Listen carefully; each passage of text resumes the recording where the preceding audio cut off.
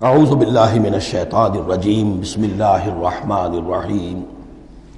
فبظلم من الذین ہادوا حرمنا علیہم طیبات احلت لہم۔ تو اللہ تعالیٰ کی ایک سنت یہ بھی ہے کہ کوئی قوم اگر کسی معاملے میں حد سے گزرتی ہے تو اس کو سزا کی ایک شکل یہ بھی ہوتی ہے کہ حلال چیزوں سے بھی محروم کر دیا جائے، حرام کر دی جائیں۔ تو ان لوگوں نے جنہوں نے یہودیت اختیار کی، ان کی اسی غلط روش کے باعث حرمنا علیہم طیبات، ہم نے بعض پاکیزہ چیزیں بھی ان پر حرام کر دیں، احلت لہم، جو کہ اصلاً ان کے لیے حلال تھیں۔ جیسے کہ حضرت یعقوب علیہ السلام نے اگر اونٹ کا گوشت کھانا چھوڑ دیا تھا تو اللہ تعالیٰ تورات میں فرما دیتے کہ بھئی یہ حرام نہیں ہے، یہ تو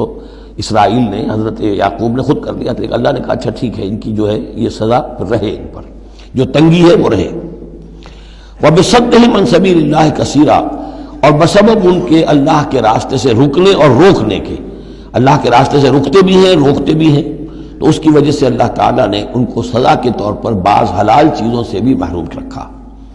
وَأَخْذِهِمُ الرِّبَا، اور پھر ان کے جرائم کی فہرست میں یہ بھی ہے کہ ان کا سود کھانا، وَقَدْ نُهُوا عَنْهُ، اور یہ کہ ہم اسے روک دیے گئے تھے۔ سود ان کی شریعت میں حرام ہے، آج بھی حرام ہے، لیکن وہ یہ سمجھتے ہیں کہ سود کا لین دین یہودیوں کا آپس میں حرام ہے، کوئی یہودی دوسرے یہودی سے سودی لین دین نہیں کرے گا۔ لیکن جنٹائلز کے لیے تو ان کا عام قاعدہ یہ ہے، گوئمز اینڈ جنٹائلز، ان کے لیے ہم پر لیس علینا فی الامیین سبیل، ہم پر کوئی گرفت ہے ہی نہیں، کوئی ذمہ داری ہے ہی نہیں، ہم جیسے چاہیں کریں، لوٹیں کھسوٹیں، جس طرح چاہیں دھوکہ دیں، اور تو ظاہر بات ہے سود میں تو پھر کوئی قباحت رہی نہیں۔ وَأَخْذِهِمُ الرِّبَا وَقَدْ نُهُوا عَنْهُ وَأَكْلِهِمْ أَمْوَالَ النَّاسِ بِالْبَاطِلِ، اور بسبب ان کے لوگوں کے مال ناحق ہڑپ کرنے کے، وَأَعْتَدْنَا لِلْكَافِرِينَ مِنْهُمْ عَذَابًا أَلِيمًا، اور ان میں سے جو کافر ہیں، جنہوں نے اب کفر کی بھی روش اختیار کر لی ہے، ان کے لیے ہم نے بہت دردناک عذاب تیار کر رکھا ہے۔ لَٰكِنِ الرَّاسِخُونَ فِي الْعِلْمِ مِنْهُمْ وَالْمُؤْمِنُونَ، لیکن جو لوگ ان میں سے پختہ علم والے ہیں، جیسے عبداللہ ابن سلام رضی اللہ تعالی عنہ، اور اہل ایمان جو ہے، جو محمد پر ایمان لائے ہیں صلی اللہ علیہ وسلم، یؤمنون بما انزل الیک وما انزل من قبلک، وہ تو ایمان رکھتے ہیں اس پر بھی جو اے نبی آپ کی طرف نازل کیا گیا، اور اس پر بھی کہ جو آپ سے پہلے نازل کیا گیا۔ والمقیمین الصلاۃ، وہ تو نماز کے قائم کرنے والے ہیں، والموتون الزکاۃ، اور زکوٰۃ کی ادا کرنے والے ہیں، والمؤمنون باللہ والیوم الآخر، اور ایمان رکھنے والے ہیں اللہ پر بھی اور یوم آخر پر بھی۔ اولئک سنؤتیہم اجرا عظیما، یہ وہ لوگ ہیں کہ جنہیں ہم اجر عظیم عطا فرمائیں گے۔ یہاں بھی آپ دیکھ رہے ہیں کہ ابھی تھوڑی سی گنجائش رکھی جا رہی ہے کہ اہل کتاب میں سے بھی اگر کوئی ایلیمنٹ ہے، کوئی کہیں کونے کھدرے میں پڑا ہوا جس کے اندر فطرت جو ہے ابھی کچھ موجود ہے، سلامتی کسی درجے میں ہے، تو جس طریقے سے بھی ہو، یعنی بچا کھچا بھی اگر اس کان میں کوئی ہیرے کا ٹکڑا پڑا ہوا تو وہ بھی نکل آئے، بجائے اس کے کہ ابھی آخری دروازہ بند کر دیا جائے۔ تو نہ آخری دروازہ ابھی بند کیا منافقین پر اور نہ ان پر کیا۔ لیکن الراسخون فی العلم منہم، اب ان میں سے اشارہ کر دیا گیا کہ ان میں سے بھی کچھ ہو سکتے ہیں، باقی اہل ایمان کی روش تو یہ ہے ہی،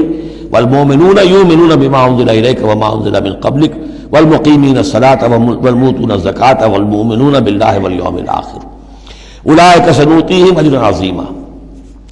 اب جو مقام آ رہا ہے یہ 23ویں رکوع کے شروع میں، یہ ان چند مقامات میں سے قرآن کے جس میں کہ انبیاء اور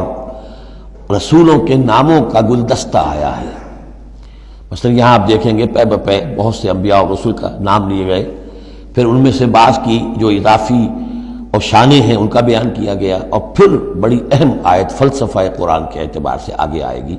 کہ نبوت کا بنیادی مقصد کیا ہے۔ نبوت کا بنیادی مقصد،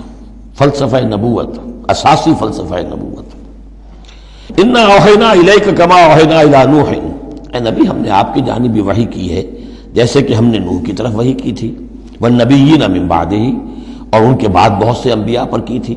حضرت شیس علیہ السلام، وہ بھی حضرت نوح علیہ السلام، بلکہ یہ تو حضرت نوح سے بھی پہلے کے لوگ ہیں، شیس جو ہیں۔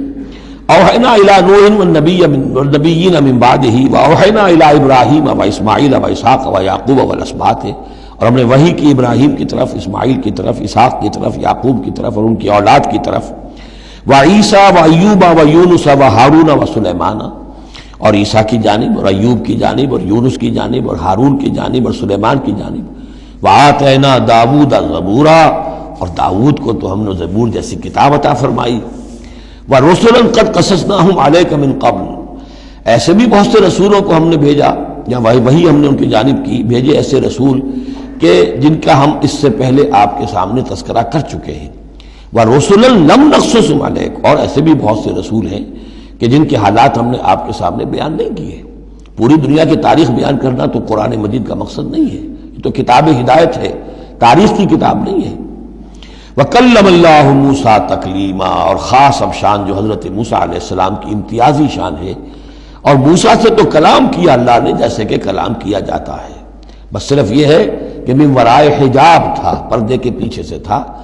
دو بدو کلام۔ صدق اللہ العظیم۔